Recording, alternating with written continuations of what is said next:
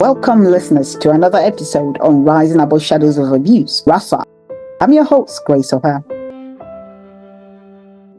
The Standard by Margaret Davis. Monday the 13th of January 2025, Connor Cood, 25, admitted 3 counts of breaching the order and is due to be sentenced on February 25. A 25-year-old man has become the first person to be convicted of breaching a domestic abuse protection order in London. Connor Cood was caught trying to leave his ex-girlfriend's home in South London through the back garden on January the 7th, 2025. A domestic abuse protection order, DAPO, had been put in place in December, banning him from contacting the woman or going to her home. The pair had been in a relationship for 3 months when police were called to a disturbance at her home on December the 28th, the Crown Prosecution Service said. Cood was arrested and appeared at Croydon Magistrate Court on Saturday, where he pleaded guilty to 3 counts of breaching the order. Lionel Eden, Chief Crown Prosecutor for London South, said, "No domestic abuse victim should ever have to live in fear of their abuser." Connor Cood flagrantly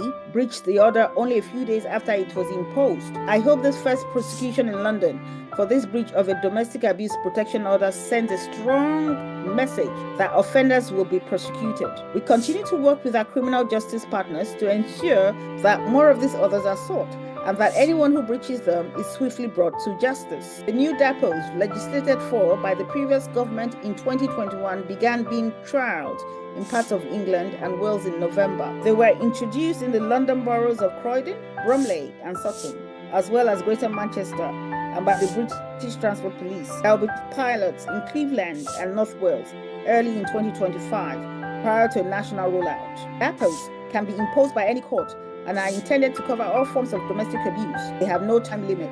Along with imposing exclusion zones, the others can make positive requirements of abusers, such as attending behavior change programs. Breaching the requirements of an order is a criminal offense punishable by up to 5 years in prison. Family courts will also be able to impose taggings for up to 12 months in the most serious cases, something that previously could not be done by criminal courts or the police. And victims' friends and family can apply for an order on their behalf. Listeners and viewers, what do you think? Leave your comments via email address risingaboveshadowsofabuse@gmail.com.